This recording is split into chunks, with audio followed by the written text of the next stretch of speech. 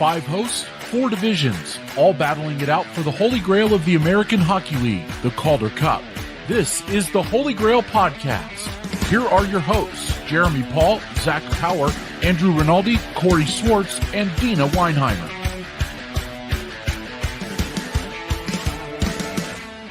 Hello and welcome to episode 43 of Field Pass Hockey's American Hockey League podcast, the Holy GrAHL. Today is November 24th, and we are here to give you a recap of the last week in AHL action.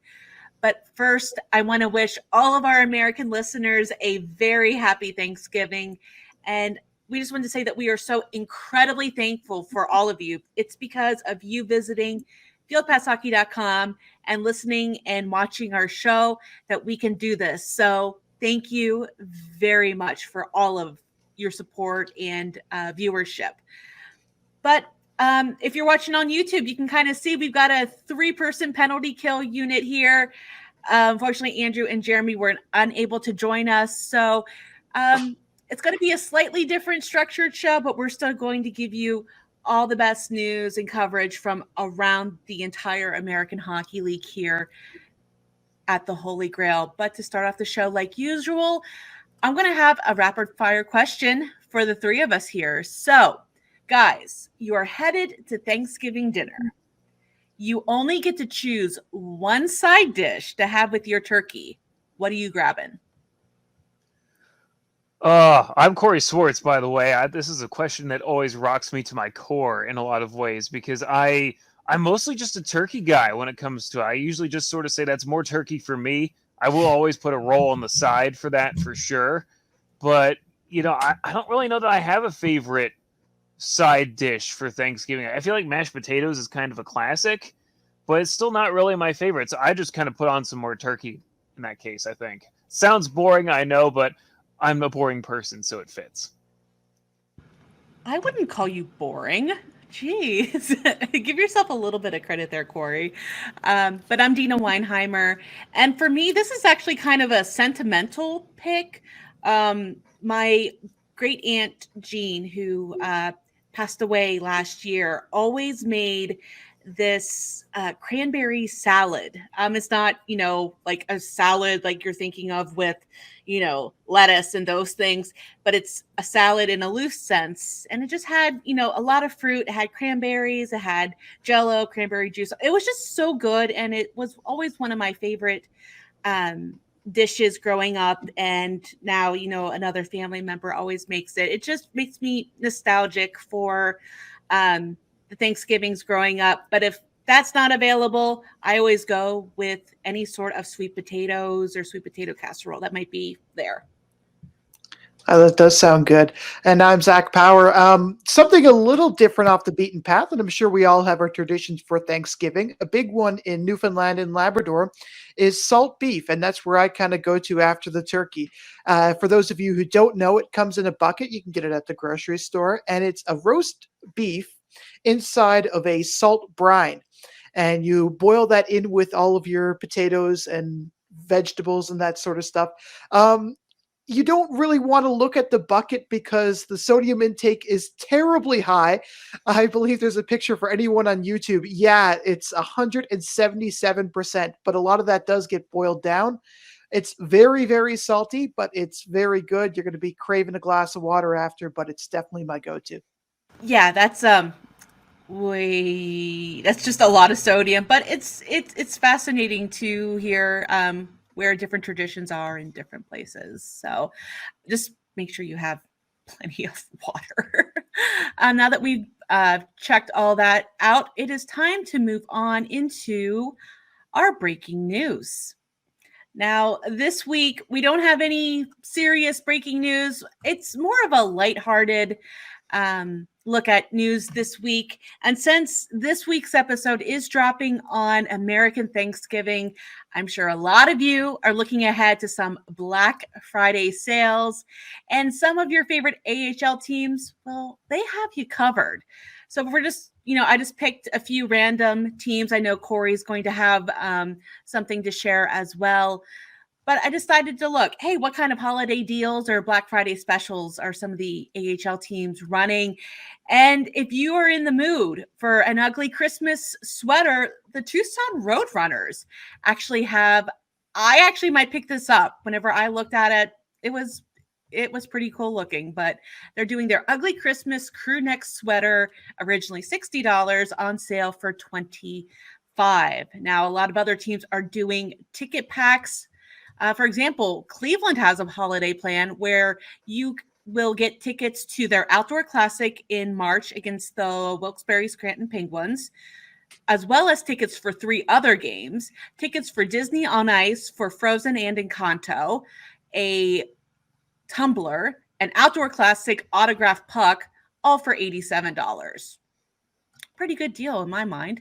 For the Iowa Wild, among single game ticket deals, they also have a package that includes 4 flex tickets, so you can basically choose the game, 2 tickets for the December 28th game against Colorado, a holiday hat, a Iowa Wild themed Christmas ornament, and a coupon to Taco John's starting at $70.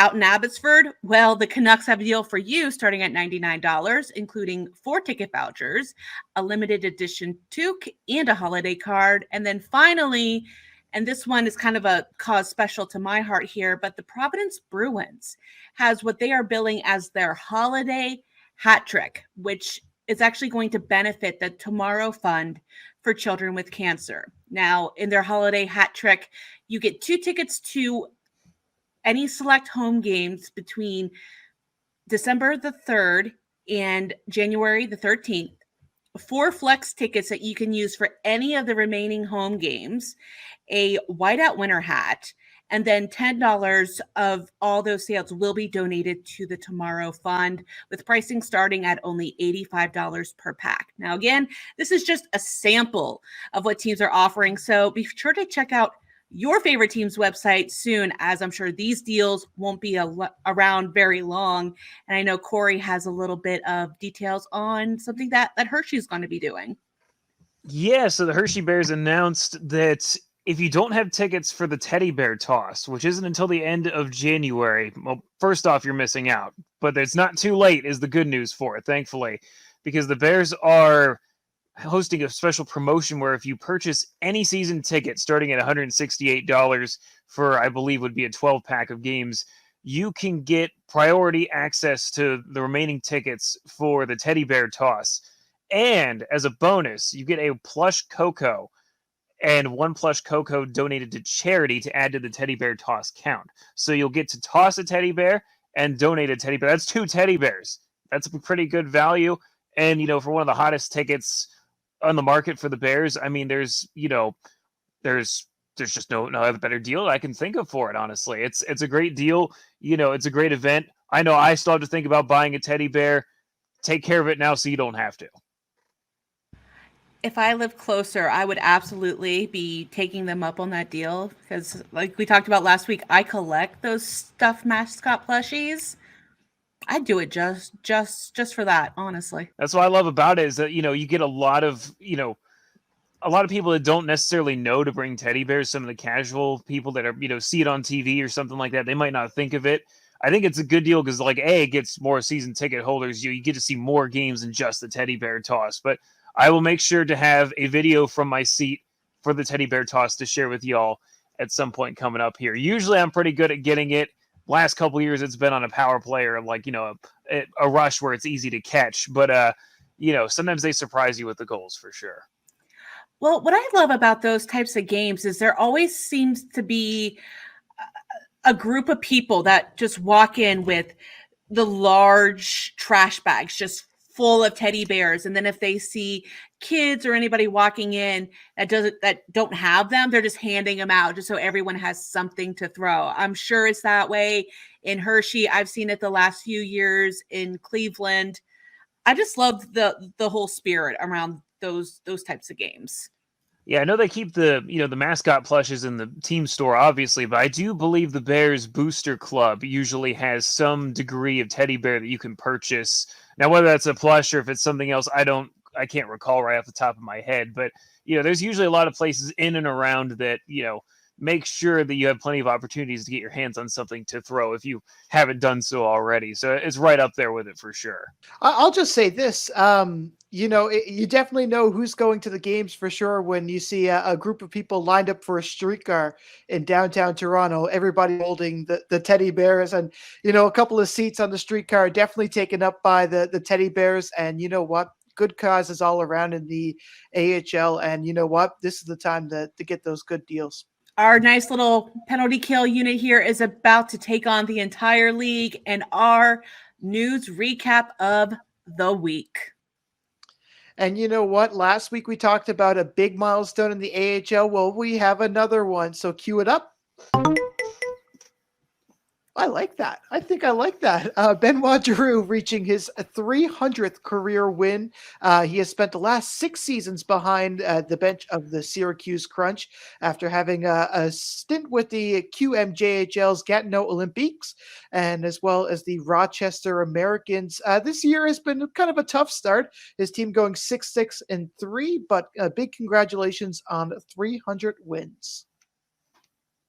And staying in Syracuse, we have another milestone alert. So the Crunch organization actually hit another milestone on Saturday with their 1,000th regular season win in franchise history, making them the 7th team in American Hockey League history to hit that mark.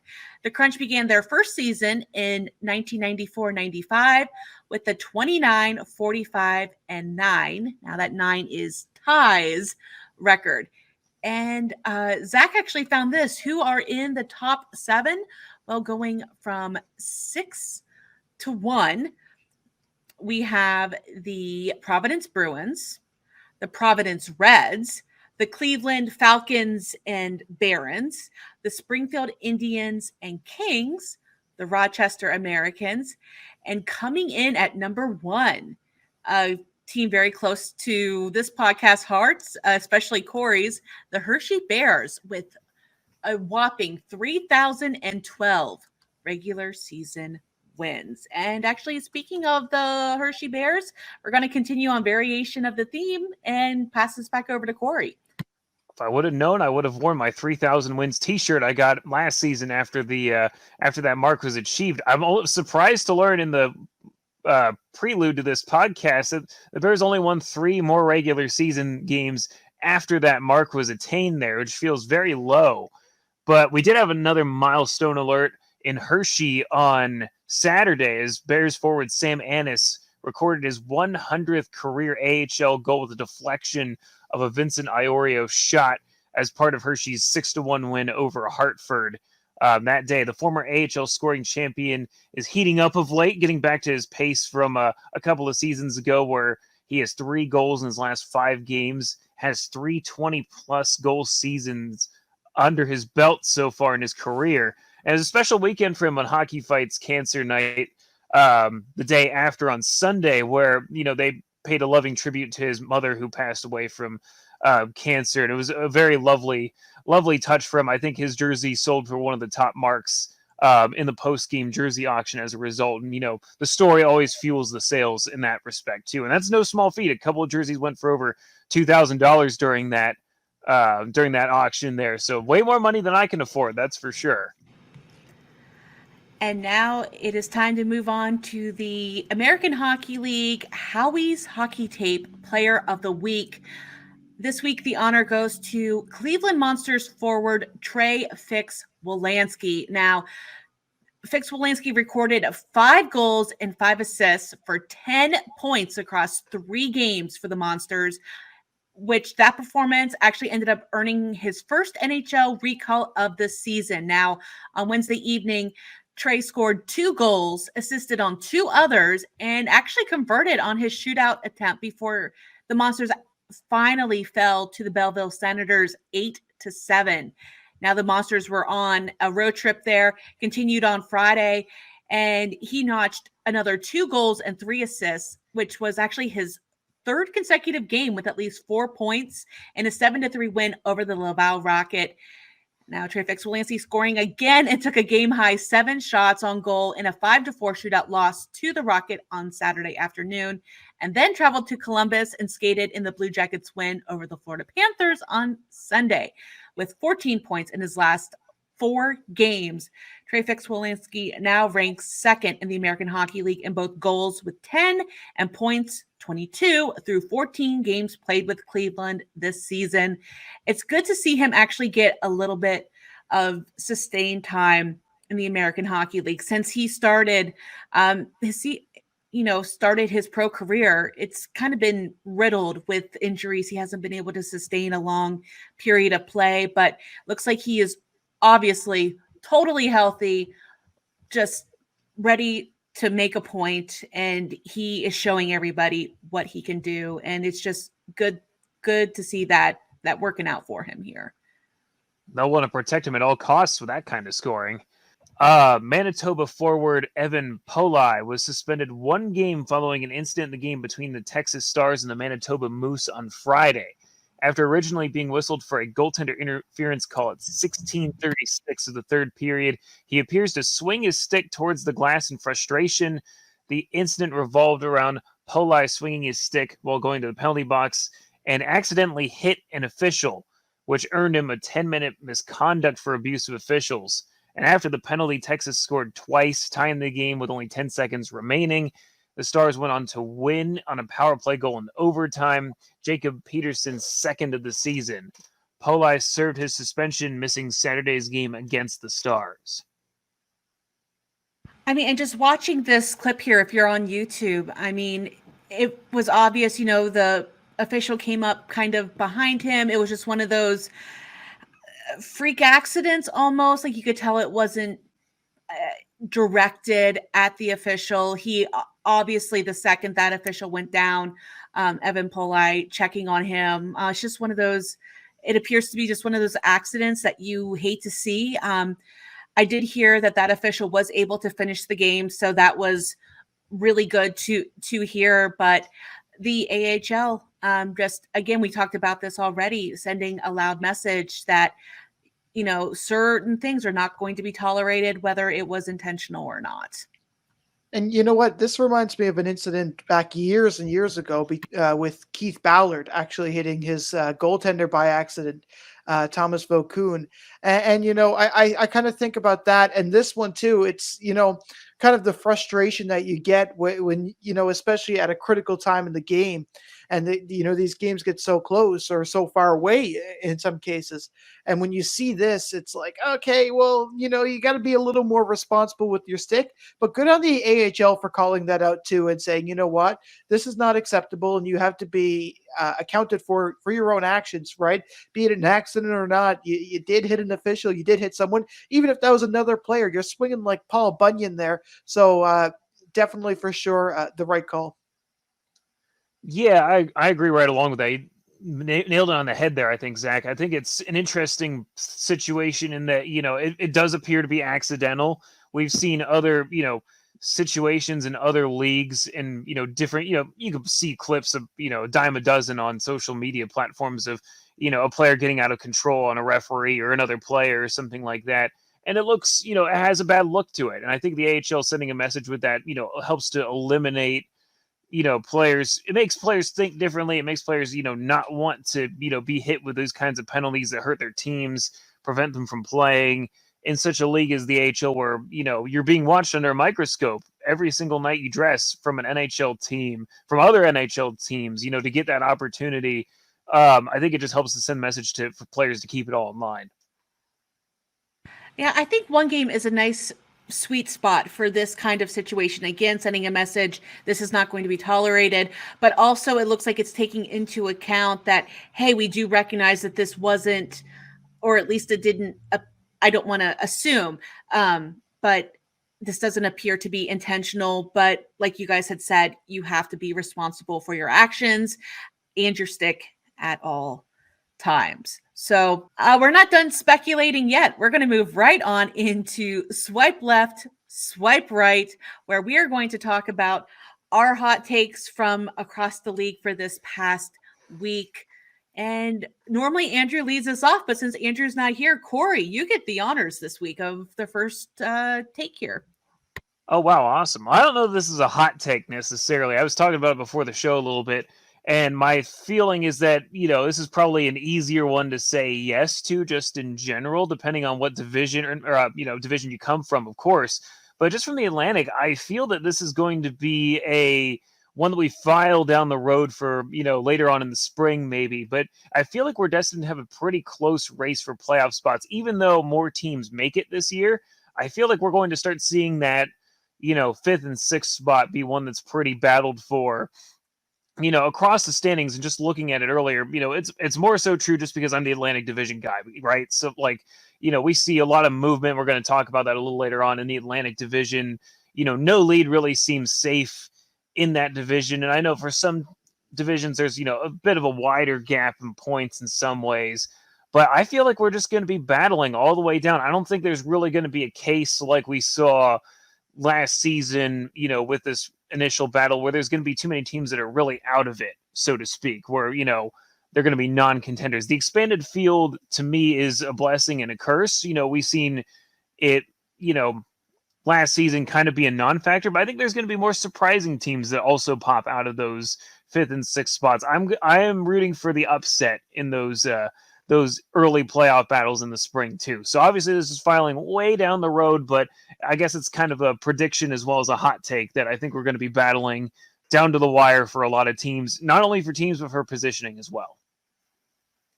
How many, just for everyone at home, it's the top 6 teams get in for the Atlantic, right? It's the Atlantic. Yes, I am mistaken on that, there's different varying numbers for different divisions. And I've had to just repeat 6 over and over again for it to click with me. Boat. So I apologize. No. And you know what? So if you look at the standings right now, the bottom 3, Wilkes-Barre, Lehigh Valley, and Hartford is at the bottom. Wilkes-Barre Scranton is 16 points, Lehigh Valley 15, and Hartford 14. I kind of look at this, and I do look at other divisions as well. And you know what? The race is there for a lot of other divisions, but it's not as tight. I feel like Lehigh Valley isn't necessarily out of it either, right? It's so hard to kind of lead towards one position, especially after last year. I think I kind of learned my lesson and not to predict anybody for last year because, we were talking about somebody in January and then by the time April came around, they were nowhere near the playoffs, right? And the Atlantic Division is Hartford. So crazy that I think, yeah, Hartford. I think that I could go on that because you know what? You never know what will happen. I think it was one episode last year. I'll never forget it. We were talking about one team being at the top of the Atlantic Division, and then by the time we were finished recording the episode, they were down 4 spots. So you know what? I'm going to go for it, and I think that the Atlantic Division is home to the craziness. I remember that episode. I don't remember the team, but I just remember there was just Providence. All this jockeying. Yeah, it probably was Providence. I mean, I know Charlotte kept bouncing around. The entire Atlantic Division was just so chaotic last season. And looking at these points here and then the points percentages, just to kind of help guide me since we do have a varying amount of games played, I would swipe right on this. I don't think the chaos is going to go away over the course of just one season in that division. Give me a swipe right. All right, well, I already mentioned this episode is coming out on Thanksgiving. And actually, we're going to have some Thanksgiving hockey in the American Hockey League. Now, I personally don't remember if this has ever been a thing in the past. But this year, after you have finished all your turkey, whether it's by itself with a side dish or not, or if maybe you're doing the Newfoundland special, once all that's done, you're going to have Coachella Valley and Calgary dropping the puck at a 7 p.m. Mountain Standard Time. Not an ideal time, depending on who you ask. At least it's a nice, crisp, o'clock and not, a 7:02 or a 7:05. But, it is better than nothing. So basically what my hot take is, other leagues and other sports do like Thanksgiving games, and they are spectacles. I'm just thinking, especially, granted, it's a totally different sport and it's the NFL. But if you think about the kind of games and pageantry that goes around, like the home games for the Dallas Cowboys and the Detroit Lions and all the entertainment and everything, I would just love to see the AHL do a marquee game or two every Thanksgiving and just turn it into something special. Maybe get some up and coming entertainment during intermission, like an actual music act. Just come on, AHL, let your imagination run wild here, but please get a better start time than 7:00 Mountain Time for this. Think of the East Coast viewers. Yeah, I could get on board with this pretty easily, honestly. It's one of the things I always say this every Thanksgiving, where I'm like football. I'm like, I'll watch it, but I always say I'd rather be watching hockey. And with a lot of teams, like I think of the Bears, especially with this one, because this was my original hot take for this episode, and I changed it. And now it's kind of segueing into it in a little bit. But there's some teams that already kind of have a schedule that allows for this in a sense. Like take the Bears for instance.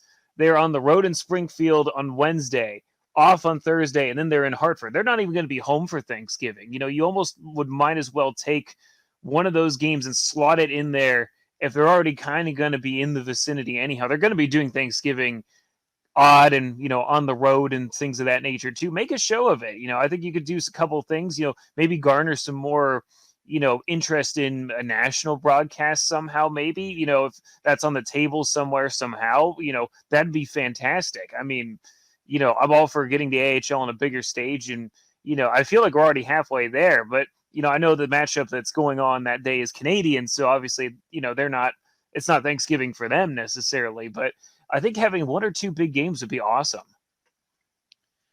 Yeah, and you know what? I'm all for it. I think you made a really good point in saying, you know what? Let's kind of slot this. You know what? I'm all for, like, this is two Canadian teams. That's the big thing to kind of take out of this is, you know what? There's not even American teams playing on American Thanksgiving.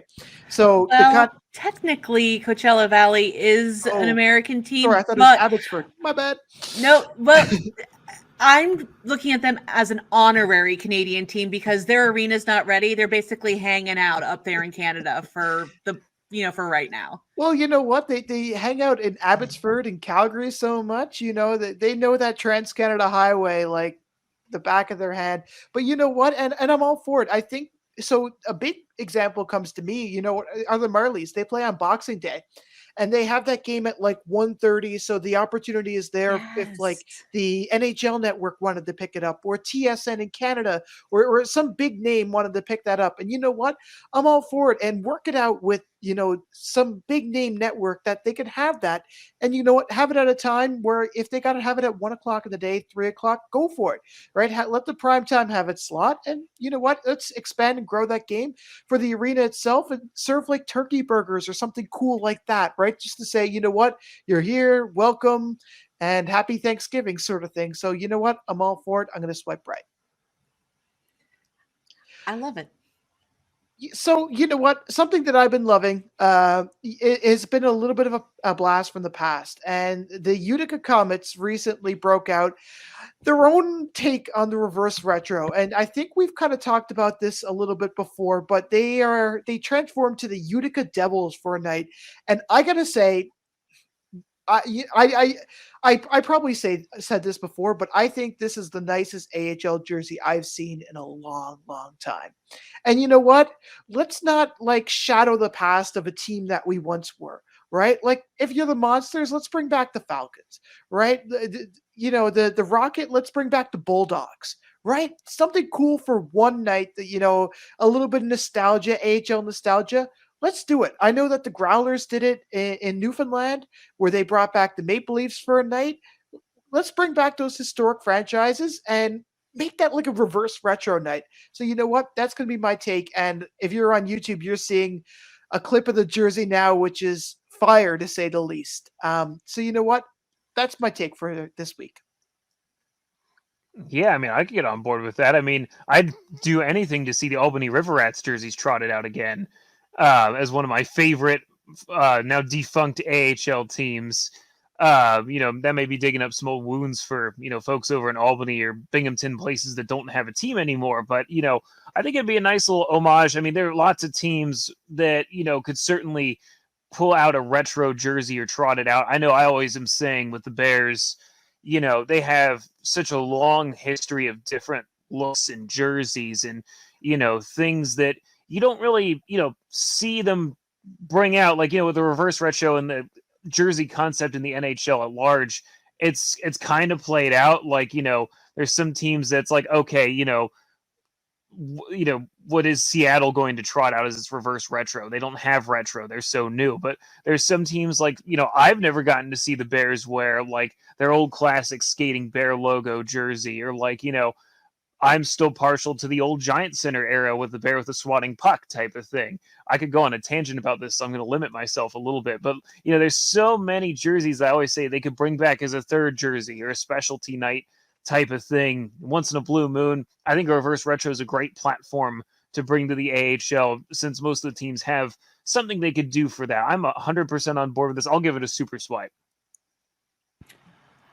Corey with the super swipe. I love it.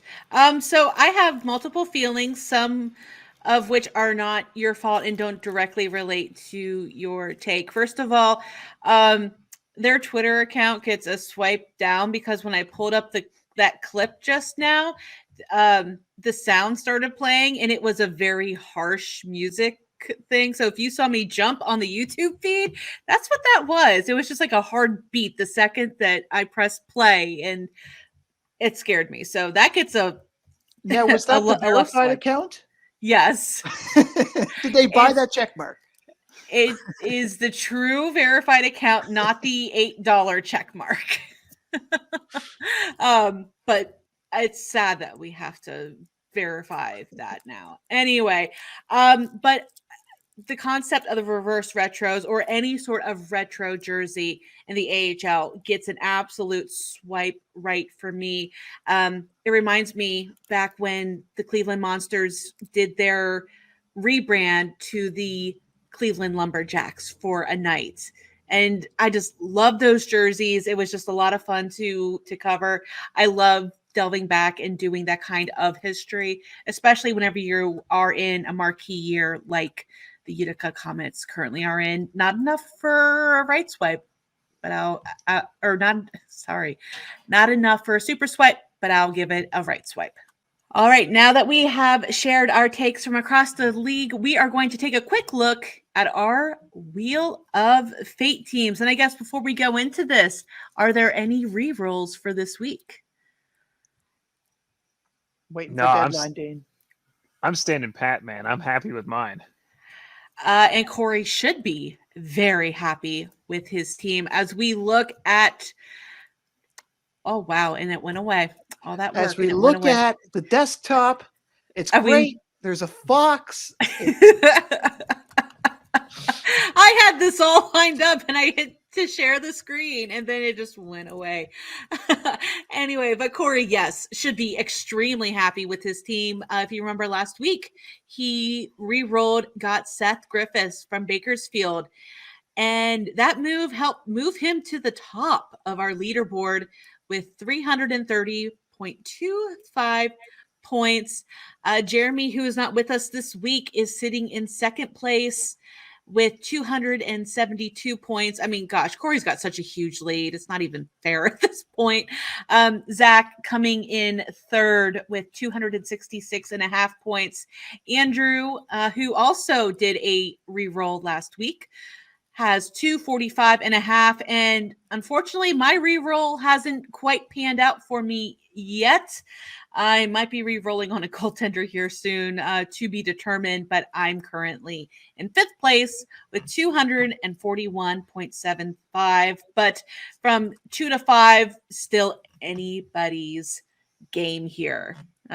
Corey, I don't think you're going to be rolling anytime soon.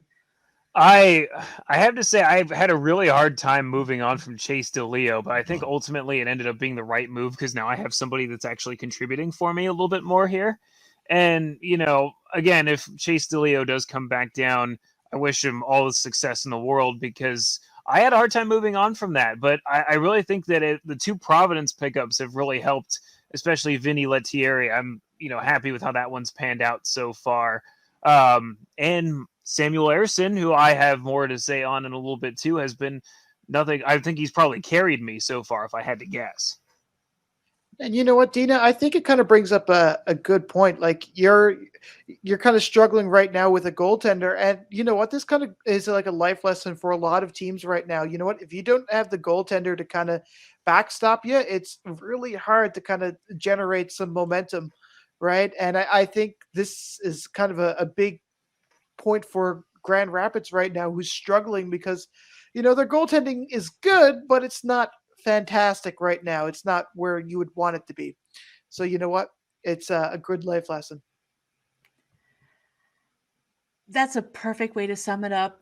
I have no other things to say other than I need a better goaltender. I might be in the market for one here soon, and I'm praying that Jake Christensen comes back soon from Columbus. But given the horrendous, there's no other way to describe it, horrendous injury situation. Thanks, Philadelphia Flyers, by the way. I don't think I'll be seeing him anytime soon, and I might have to give up Jake, which breaks my heart. But such is life in the American Hockey League. Okay, so we're just going to move right on in. I mean, Corey already talked about it, so we're not going to wait too much longer to hear all the details. But real quick, who's hot, who's not? And Corey, I'm just going to let you go ahead and go first. You already talked about Samuel Ersson. Go ahead and give us all the details. Samuel Ersson has absolutely been my guy for who's hot, and it's been a great streak for him of late. So he started the season, he turned pro at the tail end of last season. Lehigh Valley was Lehigh Valley. It was the tail end of the season. It stunk. I'm sure it's hard, in that situation. Again, another tough start. Had 4 losses and just 1 beyond regulation in that stretch. But now with Troy Grosnick kind of on the shelf right now, Ersson kind of got the chance to take over the crease in Lehigh Valley and has been nothing short of phenomenal in the month of November. 5 straight wins, hasn't allowed more than 2 goals in that stretch. If it were possible for Lehigh Valley to dress him 3 games in a row, 3 games in 3 nights this past weekend, I'm sure they would have. But, they got 2 crucial wins over Providence. As we were talking about earlier with the closest of the playoff race, some teams are getting real hot. Some teams are kind of cooling off. And Lehigh Valley heating up all of a sudden, has pushed them back into this conversation of the playoffs. And so it feels like anytime somebody's kind of cooled off, someone else has gotten hot as a total result of that. And, for Ersson and the Phantoms, I mean, there's a reason they, got lit up for 6 goals. No offense to Pat Nagel, the Olympian, by any stretch, but, they let up 6 goals without Ersson in net. So, his success has been Lehigh Valley's success. They're finding ways to put the pucks in the net finally. And, Ersson's really come out and made the saves for them. And for my not, since it's the first time I've really had the opportunity to say this, I think it was a not weekend for the Providence Bruins. We just talked about them losing twice to Lehigh Valley and a couple of big games. They did get 1 to a shootout. They've gotten 2 points out of 6 in that span. So it's not all doom and gloom for them just yet. But it's the first time that they've really been kind of stonewalled by anybody really in the AHL so far this season. And, again, with the standings push, it's crunched everybody together a little bit. They now have Charlotte, Bridgeport, and Hershey nipping at their heels all within 4 points. Charlotte's only 2 points off of them now, thanks to them being, an equally great candidate for hot at this point with 4 straight wins. That may have changed by the time this goes live as they play Wilkes-Barre on Wednesday. But as of this point, they're 2 points off. It's been a great little run from them. But, Providence, who, once looked invincible, like a lot of teams that seemingly have caught the first place blues, for lack of a better word, they've all kind of gotten to the top, been hot, and then plummeted in a lot of ways. And so you wonder if it's the start of a trend for Providence, or if it's, maybe it's a curse to be in first place in the Atlantic and, get to the top of the mountain in this early stretch. Well, I am going to look at the North Division here. And as much as I want to just keep piling the love and praise on Trey Fix-Wolanski, and it would be such an easy pick to say, yeah, he's the hot player in the North for this past week, I'm actually going to turn your attention to upstate New York. Now, I know it's going to be so easy to just entirely overlook the Utica Comets right now. I mean, come on, they're last in the North Division, second to last overall. However, we need to tip our hats to two players that are hot on that Comets squad, and you're actually going to see them here teaming up for this important power play goal. Brian Pinho and Andreas Janssen. Now, Andreas is the one who is kind of running that wall point there, and then Pinho actually scoring that goal. But Brian Pinho is currently riding a 5-game goal streak with 5 goals and 3 assists dating back to November 2nd. Meanwhile, Janssen is on a 7-game point streak with 2 goals and 9 assists, which started all the way back on October 21st. And with not in the North Division, I think we've kind of picked on Belleville before, but I got to pick on them again. The Senators, honestly, they need to be careful with the penalties. Right now, they are second in the league for the most times shorthanded with 76. Yeah, 76 times in 15 games. That means they're averaging just over 5 times a game where they are shorthanded. And to add salt into that gaping wound, they're 12th in the league for power play goals against with 14. All right, and we're actually going to go ahead and move on to the Central. Andrew leaving some notes for us here, but in the Central Division, who's hot? Yaroslav Askarov, the blue chip goaltender, won 2 straight games, including his latest effort against the Iowa Wild, where he had more assists, 2, than goals against, which was only 1. Honestly, Askarov, the yin to Devin Cooley's yang in net. That's looked very, very strong early on. I did want to add on to that, though, with Brian Pinho. I am very happy for him. I always have said when the Capitals let him go this summer that they were going to regret it. And I think that's probably one of my hot takes that has turned out to be right so far. He's a point-a-game player so far this season, 8 goals, 3 assists. This is a guy that, hit the 20-goal mark before the season was shut down due to COVID in, 2019-20. It kind of just put the brakes on a career year for him. He was great during his stint during the following season. And I always say that injury he had really hampered him and was really one of the biggest problems on the Bears that whole season, why they struggled so badly. But it's great to see him up to form. And I think that's just going to be a consistently great weapon for the Utica Comets all season long here. But yeah, shifting to the knot for Andrew here, it's Andrew's beats. Chicago is starving for goals, and Grand Rapids can't keep the puck out of their own net. If the season ended today, Andrew wouldn't be covering any postseason hockey with both Chicago and Grand Rapids in the division basement. So he's struggling. We need some players to turn around for him so that he can cover it, from taking it to the Calder Cup finals back in the spring and winning it all to potentially not having anybody if the season ended today. So feel for Andrew. Hope it turns around here for him real soon. That's definitely the most Andrew thing I've ever read. Andrew wouldn't be in the playoffs. I'm sorry. Isn't it, though? Andrew, he's a great guy. I love him. And that's why. You know what? In the Pacific Division, you got to give me Lane Pedersen right now. He's been absolutely on fire. If you're on YouTube, you're seeing just how dominant he's been. 5 goals in the last 4 games for Abbotsford, including a solid performance against Toronto. 8 points in his first 8 games with the Canucks. He got traded from Chicago a little earlier. He didn't have a point through those 4 games, shooting at over 30% right now. Good on him for doing that. And you know what? The not for me, I just got to go back to the well. It's Henderson. And you know what? It's hard to find a clip where they don't look like they're absolutely outdogged at any point, right? Their power play stinks. Their regular season, the regular play, it looks like they're on the penalty kill to begin with. You know what?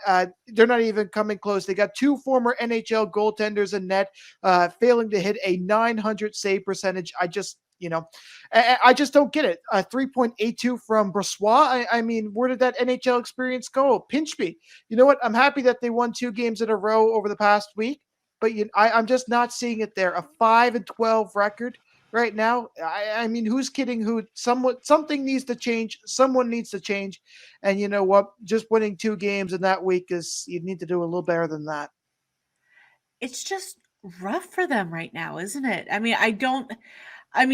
Granted, I have not been able to watch a lot of Henderson Silver Knights hockey because, well, first of all, I got to get up early and I don't have time to be staying up late. But second of all, it just hasn't been screaming like, oh, this is a team that we need to watch. You know what? It really is. And you know what? I sat down and I watched the better part of a game earlier today. And you know what? I was trying to find positive points, but it just looks so lifeless. Like, you know what? Like, oh, we're just gonna flop it in and see what happens. There's no oomph to kind of get you there. And you know what? I don't know what it is. If it's the back end, if it's the forehand, but I look at the stats and I look at 3 goaltenders who haven't hit a 900 save percentage. 2 of them are veteran NHL goaltenders in Michael Hutchinson and Brossois, who have solid starts. The defense. I don't know. I really don't know. I wonder, and this is just totally me spitballing here, but okay, whenever you have an NHL team that is so stocked with non-bubble guys / basically bona fide superstars, you're not really competing for call-ups all the time. Do you think that might take away just a little bit of that extra drive?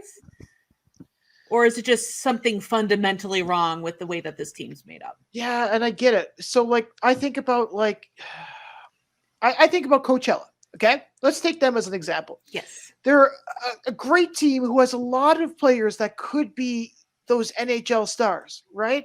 And I feel like that system has been properly developed, and they picked up intentionally. They picked up a lot of players that could swing either way. The Podorowskis of the world, right? The goaltender.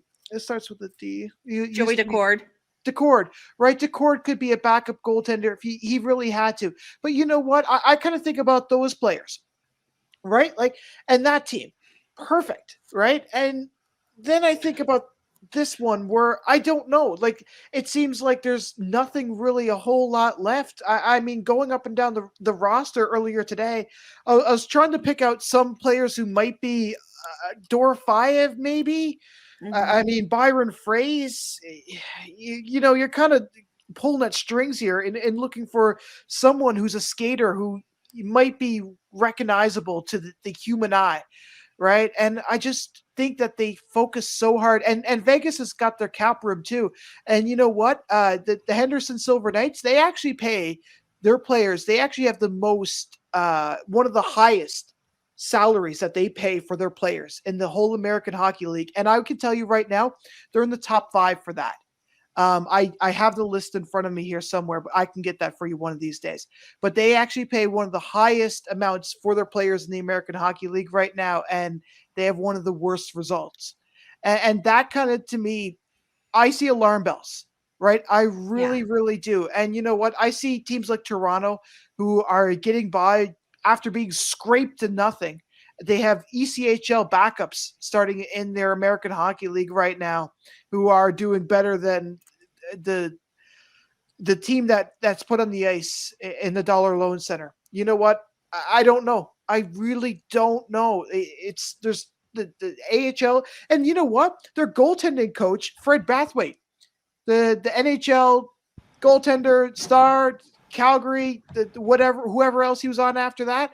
I mean, I don't know. Where does it lie? Right? This is kind of my big question, right? Is where does this lie?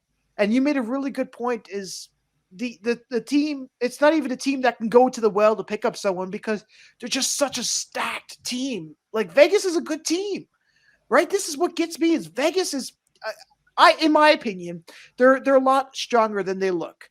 And when I see this in the American League, I don't know. I look for the trickle down. I don't know. I don't see it. It doesn't bode well for Vegas's future, that's for sure, especially with quite a few aging players. Because we always look to the American Hockey League for the future, but who do they have prospect-wise? You're playing for the now, and I feel like this is very much a thing that I don't know how far to go here. I feel like this is very much a Vegas thing, right? Like, we got to get the windows here. We got to go. Well, fine, go, but leave something for tomorrow. Right. And I don't see it. I mean, just looking at catfriendly.com, I know this is an AHL podcast, but you got to look at the NHL team sometimes. I mean, the Golden Knights are at their 50 contract limit. They've got 3 guys on LTIR. They have a projected cap hit of $95,620,000. They're basically tapped out. And everyone that you're looking on here, they're not, ELC. Well, they have one guy on the active roster that's on an ELC. Everyone else, there's so many no moves, no trades that are out for 3-4 years plus. So I did the math on this, okay? Because I really do have no life. And I was saving this for later, but here we are. I'm going to regret this later because I spent hours on this. The Henderson Silver Knights have spent $20,400,000 on their team to get that roster on that ice. Not necessarily the Knights paid for it, the Silver Knights paid for it, but somebody did, right? Somebody footed that bill. If you look at all the contracts, that's what it equates to. Be it the highest is $24 million with the Texas Stars. So currently they're number 5 in the American Hockey League for the highest team on ice. It's Texas, Hartford, San Jose, Belleville, and Henderson. I don't know if you can do the quick maths on that, but most of those teams are kind of in the basement right now. We're strangely off topic, but you know what? It brings up a whole other conversation about the spending of the Vegas system that is currently right now. And I don't know. I don't know. I look at the Pacific Division too. Like it's not a crazy division. It's not like I'm looking at this division and I'm like, you know what? You've had a tough schedule, right? You had to go against some team here or there and it's tough. And I get it. But, it's the Pacific Division. I don't think they've played Colorado yet. They probably actually have, but they haven't played Calgary. They haven't. They played Ontario. They split that series. And they are 28th in the league for goals against. Well, it is interesting because, it is a case of, truly, as we've seen, that money doesn't always buy you happiness, I suppose, or in this case, a winning AHL team. But it is interesting in Vegas's case because, it's something you have to wonder, here we are, how many years into their tenure as an NHL team where they were, fleecing the league for picks and players. And, George McPhee really did a good job with, getting them set up there. And you just wonder how it trended in this kind of direction to where we are now, where it's very top heavy. It seems like there's we're not too far flung from, them squandering a lot of that early stuff that they parlayed here into, the team that went to the finals in their first season. And, it just kind of hasn't gotten back to that. You had a few good success stories. Logan Thompson is kind of my favorite among them, honestly. But, it's just one of those things where it feels like, the bottom could drop out from you. And if it does, I share the sentiment. I'm concerned for, the organization top down. It's kind of scary. So sorry, go ahead. Yeah. To kind of further on that. Now this, mind you, these stats are getting older by the minute, like I am. But at the time when I wrote this up, they were paying $5 million a point. So for like a game winning point kind of deal. The next 5.1 million, if you kind of broke it down. The For next highest Henderson. for Henderson. The next Oh, highest ouch. was Hartford with 3.5. So like the product per ratio just isn't really there. They're number 5, and if you go by how much they paid for a goal at that time, right? So I mean, when you kind of look at that kind of that's where the concern lies for me, right? Is how much, like, you're just throwing money at this, and it's just not there. I don't see it. It's almost like somebody played fantasy GM a little bit too close to the sun. And now here we are. I don't know, right? I don't.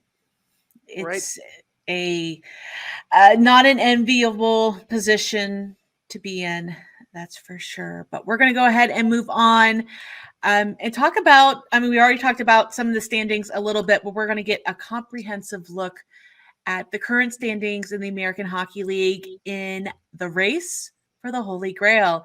And Corey's going to kick us off with the Atlantic Division. Yeah, so we kind of touched on this a couple of times throughout the show here so far, but to me, the Atlantic's a very interesting beast because it's still kind of anybody's game here at this point. I haven't really felt that there's a clear cut, this team is better than everybody else type of thing. The last season there was a very defined 1-2 for a little while there, at least 1-2-3, I should say more accurately. But right now, we've seen a couple of teams really rise to the top and then fall back down again. So right now, Providence is in the lead still with 24 points, but nipping at their heels are the Charlotte Checkers with 22, and then following behind them, the Bridgeport Islanders at 21. And, dropping a little bit over the weekend were the Hershey Bears, unfortunately. But, 2 out of 3 losses on a 3-3 will not help you with that so much. Springfield, the defending Eastern Conference champions, kind of sputtering out at 17 points, but I see that not lasting all season long either, hopefully. Wilkes-Barre's right behind them. They lost on Monday night in a shootout, I believe, to pull to within 1 point at 16 to Charlotte. And right behind them is Lehigh Valley. They're 0-1. They lost their last game of the weekend on Sunday to Springfield, but had been on a 5-game win streak, and Hartford kind of rolled up with a little bit of a streak of their own at the bottom of the pack with 14. But, if you're looking at playoff spots, it's still a healthy battle for all the teams that are contending there to, really, assert themselves. And then Providence has a rough weekend. They're right in the mix to, possibly loosen up on that a little bit. I think it's going to be just a tight battle. I like what I'm seeing from, every team. It seems like they're kind of trading dance partners to really, and with a lot of interdivision play, we had, all 4 teams playing each other on Saturday. It just sort of seems like the spread's even right now. So I'm a little interested to see how it plays out, to see if somebody kind of emerges as that top dog. I think we're still looking for that. Providence has been the closest thing to it right now, but, the Phantoms just proved that Providence is human in a lot of ways. So I'm just kind of anxious to see how that unfolds. And, you just hope that the Atlantic doesn't cannibalize itself in the process. Turning to the North Division now, as Jeremy gave the update last week, but at that point, Toronto seemed to really have a towering lead on the division. But thanks to a 4-game winning streak by Cleveland and Syracuse, what was once a lead worthy of standing atop the CN Tower in Toronto now reminds me more of the Kodak Tower in Rochester. Just a difference of 1,815 feet or 553 meters versus 360 feet or 119 meters. Doesn't look that imposing now. But from 5th place on up, it really is similar to the Atlantic. It really still is anybody's division here. Toronto still sitting pretty in 1st place with 21 points and 7-1-0 record in their last 10. Rochester and Cleveland round out the top 3 at 18 points each. At 15 points, we have the Syracuse Crunch and Belleville Senators coming in at 4 and 5 respectively. Finishing up the division is the Laval Racket in 6th place with 13 points. unfortunately only 3-5-2-0 in their last 10. And of course, rounding out the North Division are the Utica Comets with only 10 points in their last 10, 3-5-1-1. Yeah, and from a towering start in the North Division, the same way down here in the Central Division, Milwaukee continues to stay hot in the Central with back-to-back wins over Iowa this past weekend, starting the week with an 8-2 record through their past 10 games. Absolutely stunning. Manitoba and Texas, though, both sit just 2 points shy of that top spot. In the middle of the pack, we have the Iowa Wild, who had a tough series against the Admirals. They would be doing pretty good had it not been for that, with a 6-2-2 record in their past 10 games. Rockford is on the fringe for that playoff spot right now. Andrews' 2 beats make up the bottom of the standings in Grand Rapids and Chicago. The poor guy. So going from first to last, it's Milwaukee, Manitoba, Texas, Iowa, Rockford, Grand Rapids, and Chicago. Oh, how the mighty have fallen in the Central Division. But you know what? Another team that's soaring high in the Pacific Division. It's the Colorado Eagles, going on a 7-0-1 through their past 8 games for the best in the Pacific Division, only to be matched by Calgary at 6-0-1 in that second place spot through their past few games. Now, Ontario, Tucson, San Jose, Coachella Valley, and Bakersfield make up the middle. Abbotsford, San Diego, and Henderson make up the under 500 club. Henderson has only won a few games as of late, 4 of their last 10. But, they're still under 30% for the wins. It's a tough season all around, but it's looking mighty fine from the Eagles' eye. Andrew put it before about how Chicago was suffering from success, and there's no other way to put it. That's just, wow, what a fall from grace. I have no other words to really describe it. It's just they were gutted, perplexing. Right. That's the thing. They were gutted. Like, you had to, how many times did we talk about it last year, just how good the team was, right? And we talked about it for good reason, because it's hard to kind of put into words how good of a team it was last year. Not this year. Oh gosh, if we still were handing out oofs, oof. It's like watching a car crash. It's and you just can't turn away. All right, well, we're going to go ahead and look ahead. Speaking of being unable to turn away, let's look ahead to some action coming ahead in our Game of the Week picks. Yeah, well, I really like there's a couple Pennsylvania matchups I'm looking forward to. Most specifically is the Black Friday matchup between the Lehigh Valley Phantoms and the Wilkes-Barre Scranton Penguins. Speaking of big Atlantic Division tilts here, I think that every installment of these two teams is going to be must-watch hockey. I'm excited to see it. The Phantoms are finding their stride. It's another battle of goaltenders. I know we talked about that one of the shows here recently with my counterpoint to the Atlantic was the goaltending division. I see it a lot here. I mean, Dustin Tokarski's been really good. I'm sure he's probably going to be in net for Wilkes-Barre in this game, depending on how they come out of their set of games over the week, since they play Monday, Wednesday, Friday. But, even if they throw Philip Lindbergh in there, he's been fantastic too. I think he's kind of cooled off a little bit.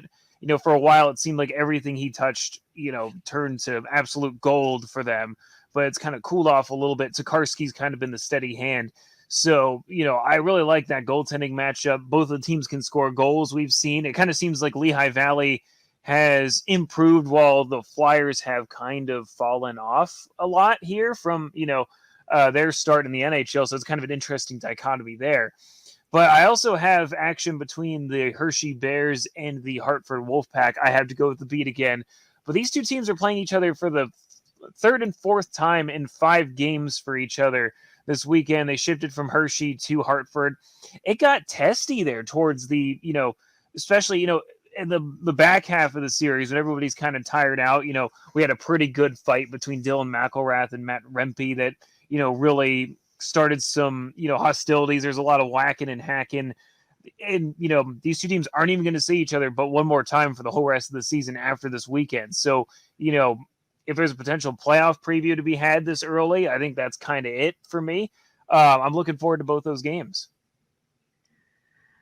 Right, and once again, for the final time, we're going to turn our sights to the North Division. And if you want some high-stakes action, then take in the 2-game series at the Rocket Mortgage Fieldhouse in Cleveland, Ohio, between the Cleveland Monsters and the Toronto Marlies. Now, if you listen to this segment prior at the Race for the Holy Grail, you know that this is a clash of 2 of the top 3 teams in the North Division. Now, this Cleveland Monsters team, when I say they have been kind of stripped bare here the last couple weeks, thanks to injuries again with the Columbus Blue Jackets. It's the cupboards. They are bare in Cleveland, but this team is a bit of an upstart. They are still winning games. They're finding ways to at least get loser points. It's just a real scrappy team. They're playing some fun hockey under rookie head coach Trent Vogelhuber. And the Toronto Marlies are just being the Toronto Marlies. They are winning games like it's their job, which it kind of is, I guess, if you are a professional athlete. But again, a clash, 2 of the top 3 teams. Plus, on Friday night, Cleveland is going to be turning purple on Black Friday for their Hockey Fights Cancer Night. And then on Saturday, they're going to be kicking off their season of giving initiatives with different food and other drives, toy drives at the Rocket Mortgage Fieldhouse. Of course, the team and the organization adopting families and doing all sorts of things to give back to their communities. So if you want to be a part of that, that's going to all kick off on Saturday night. And then, of course, like I said, on Friday night, Ryan Cookta, once again, coming back in and helping Cleveland with their Hockey Fights Cancer or the Purple Game Night. It's always great to hear from Ryan, a young hockey player up in Cleveland who just became very special to the organization during his own cancer battle a few years ago. He designed the purple rally towels. So if you want one of those, get there early. And on a side note as well, the Toronto Marlies will be honoring Richard Clune at their game on Saturday. So definitely something to see. The true meaning of Black Friday is for businesses turning from the red to the black ink as they try to turn things around. 2 teams that will need to be turning things around in the Central Division is the Colorado Eagles going against the Iowa Wild. I mean, outside divisional points matter more than you think in this league. Colorado has a 3-1 record against the Central Division this year, while Iowa still looks for their first win in the Pacific this year. Iowa had a hard-fought second game against Milwaukee this past weekend, and I'm sure that they're going to be looking for some stepping stones as they head into this series this weekend. And you know what? For the Pacific Division, give me any sort of Calgary game over the next game. And you know what? I'm sorry, but this schedule is absolutely horrible. And you know what? I think this is probably one of the worst stretches I've seen in a while. So tonight, when this episode drops Thursday, Coachella Valley and Calgary are playing at 7 p.m. And then it's Abbotsford and Calgary at 1 p.m. the next day. On a Friday, on a work day in Canada. We are not doing this. There's just no way we're going to do this. So absolutely terrible. Don't know what's going on there. I mean, it's hard to make a case for success when you're sharing the ice with about 17 other organizations and concerts and lacrosse. And then all of a sudden it's like, oh, no. They're doing great. Happy that they're doing great, but it's tough to make a case for success when you have that kind of stuff going on. Also, side note, tickets are dirt cheap down there. Go catch a game. They got a stupid good promotion right now. A beer, a ticket, and a burger, $29, $25 if you're at the University of Calgary. You've catch the Dino game. You can catch the Wranglers. Go do all that. If I was in Calgary, I know I would. Only 17 other organizations. It's a small group. They're a tight knit. The ice time is free all the time. That's why they play at 1:00. Fair. We do have some other action if you're looking for good value in the AHL's free game of the week, which sees the Bridgeport Islanders take on the Rochester Americans, 7 o'clock p.m. Eastern Standard Time on Friday, not mistaken on that one.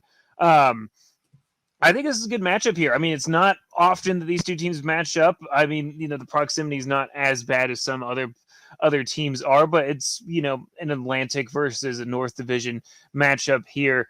But both teams have proven they can score a lot of goals. Bridgeport has kind of cooled off since once being the league leader in goals for at one point, but they still have a lot of guys that can light the lamp, as do the Rochester Americans.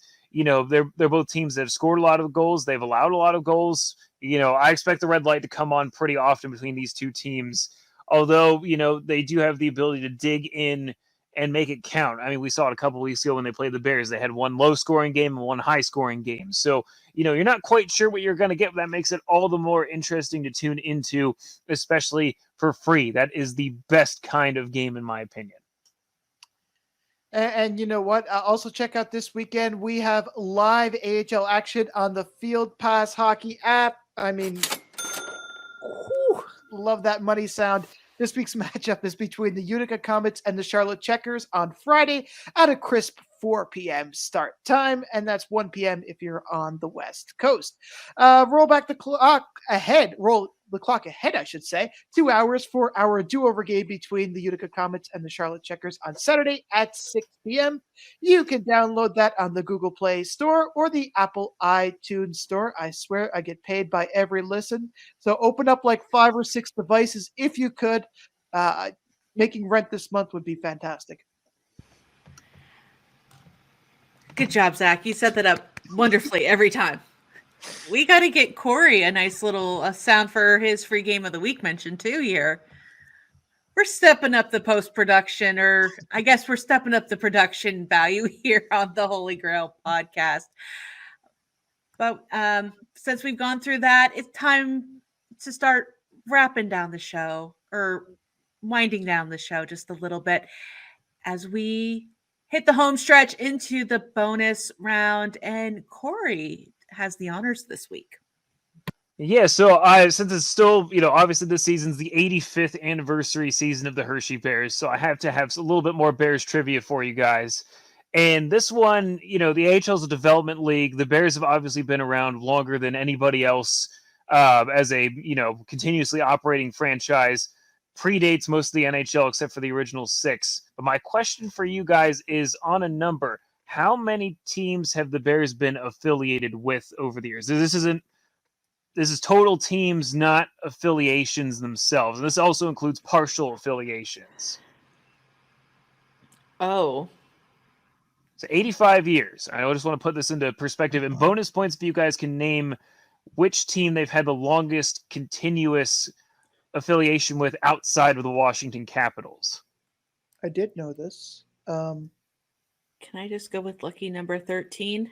Yeah, just go. If a number is totally fine too. I'll go with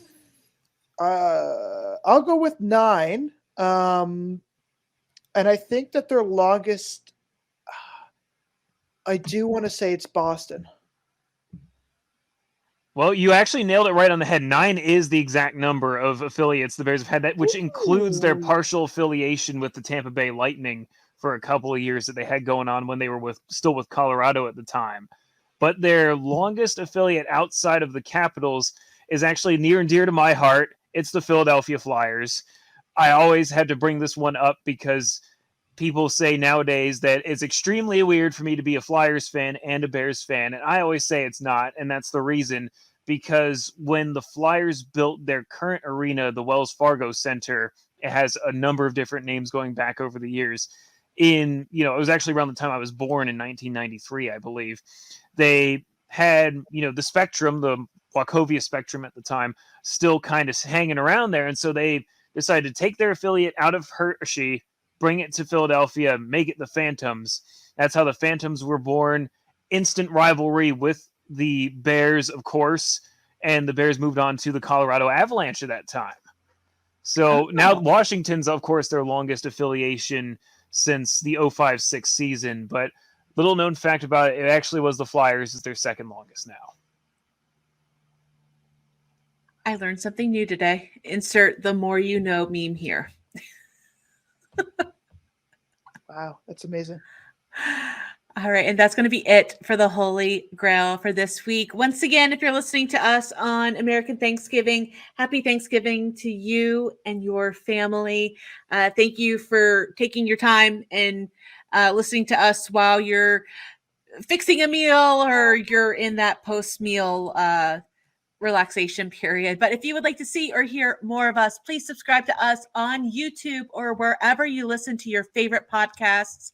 Be sure to also follow us on Twitter while it's seemingly still around at the Holy GrAHL. You can also check out all of Field Pass Hockey's other podcasts, including Inside the SPHL with James Hayes, on a bit of a hiatus for this week and last week, but it should be back again very soon, hopefully next week. For other AHL news, you have Syracuse Speaks with Alexander Ackerman.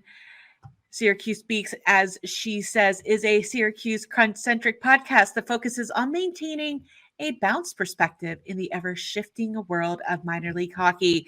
You want some ECHL viewpoints? Then join Matthew Harding and Jason Miles as they break down the ECHL's Wichita Thunder and chat with some of the team's legendary players. The Rolling Thunder podcast airs bi-weekly, once again, on Field Pass Hockey.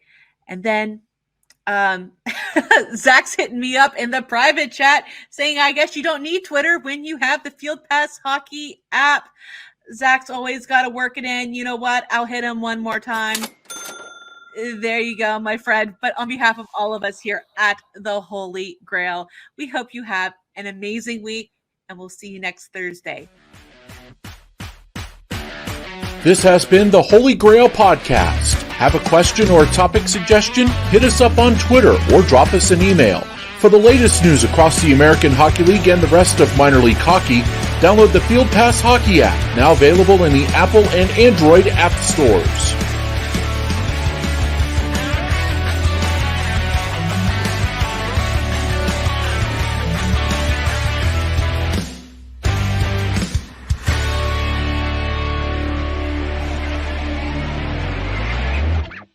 Stat that I won't bring up is that Don Cherry was a former Hershey Bear at one point in his career.